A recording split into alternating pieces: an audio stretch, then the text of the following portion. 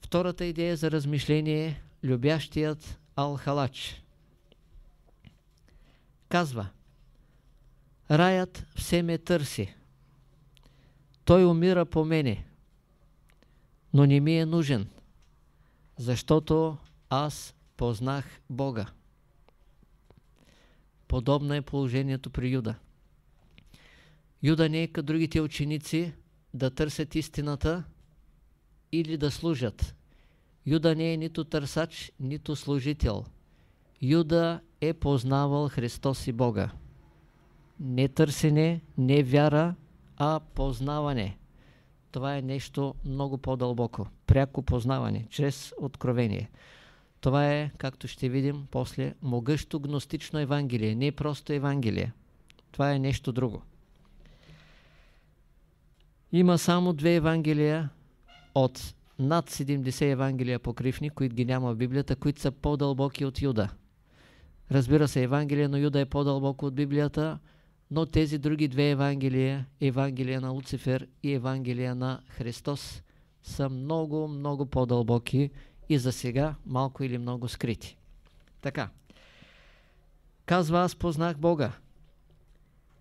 Казва: предпочитам да съм идолопоклонник. Забележете, такъв е той.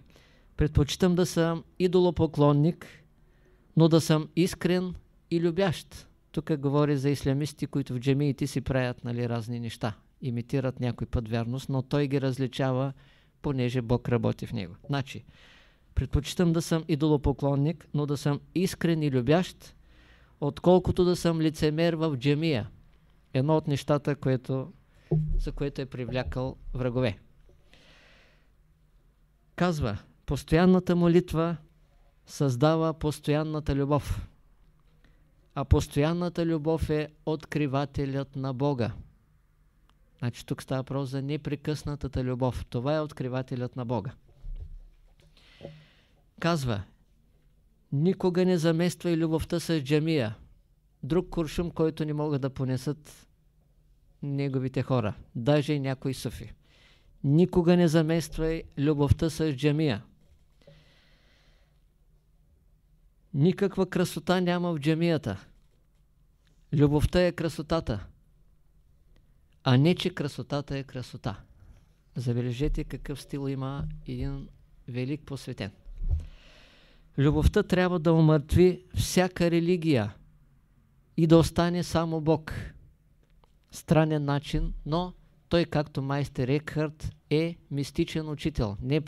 Той не е духовен учител. Той е надминал отдавна духовността.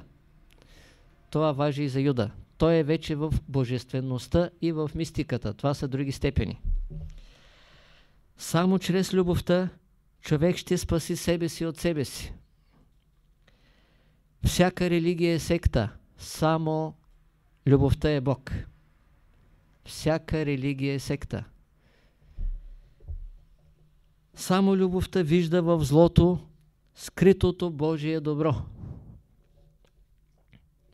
А този, който е изгубил любовта си, вижда в злото зло.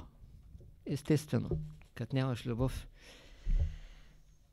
Защото той е убеден от Сатана да вижда неправилното. Значи, когато нямаш любов, виждаш в злото зло. И казва Ал-Халач: защото той е убеден от Сатана да вижда неправилното. Ако имаш любов, Бог ще да те убеди по друг начин. Като нямаш любов, има друг заместител. Защото трябва да изстрадаш това, защото нямаш любов. Когато познаеш любовта, религиите изчезват. Корана изчезва. Отново намразен за такива изречения велики Ал-Халач. Корана изчезва. Това означава и Библията изчезва. Въобще свещените книги изчезват. Остава само същественото. Самия Бог. Същността. Книгата на книгите, казва Ал-Халач, е любовта, а не Корана. Отново голям бунт, голям войн. Който е разбрал това, е обезумял. Ето пияния суфизъм. Тоест, обезумял и пиян означава на суфи езика изчезнал в Бога. Това е сливане. И после вече има едно завръщане, което не може, после ще кажа за него. Казва, нито бедност, нито богатство и изобилие те правят богат. Само любовта към Бога те прави богат. Значи ето една мярка. Щом нямаш любов, това е мярка, че винаги си беден. Няма значение какво притежаваш. Нали? Може да притежаваш, някои си купуват вече места на Марс. Тук е тясно, след време там ще им стане по-тясно. Истинският суфи общува повече с Бога, отколкото с хората. Когато общува с хората, той пак общува с Бог в тях. Но дори и тогава, нали, той предпочита да общува по-малко с хората, а повече с самия Бог. Истински знаещият живее в състоянието на Бога. Тоест, вечно тук няма настроение. Ама аз съм хубаво настроение. Според Ал-Халач това означава, че си пропаднал.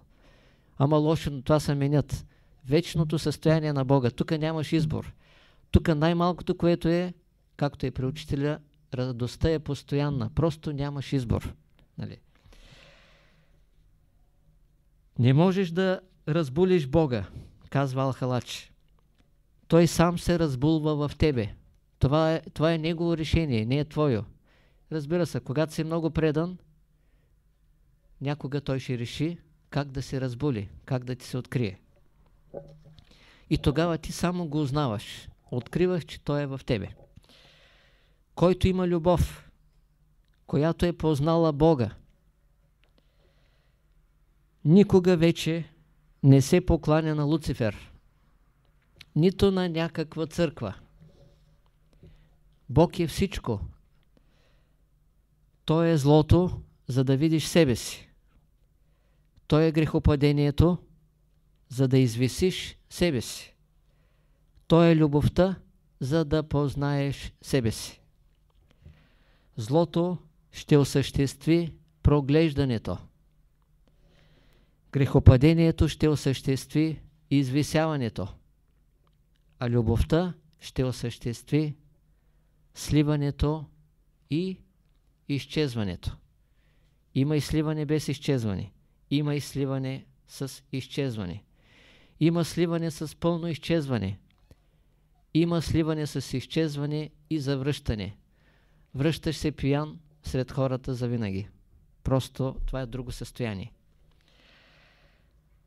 Ал-Халач, чрез голямата си любов и отреченост, е постигнал състоянието фана. Фана, т.е. на езика суфи, изчезване в Бога. След това изчезване, той се завръща в себе си в състоянието бака. Т.е. ще обясня. От фана, от изчезване, той се завръща в бака. Бака, това е състоянието на постоянство в присъствието на Бога. Тук вече просто няма избор. Той се завръща поради любовта си към хората.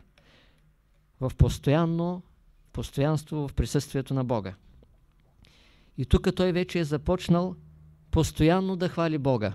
Не е някакъв ум, който си представя и хвали Бога, но без да е осъзнат. Той се е завърнал вече от Бога. Защото чрез Бога той вижда навсякъде само Бог. Той реално вече го вижда. Той не си въобразява. Умът е отстранен.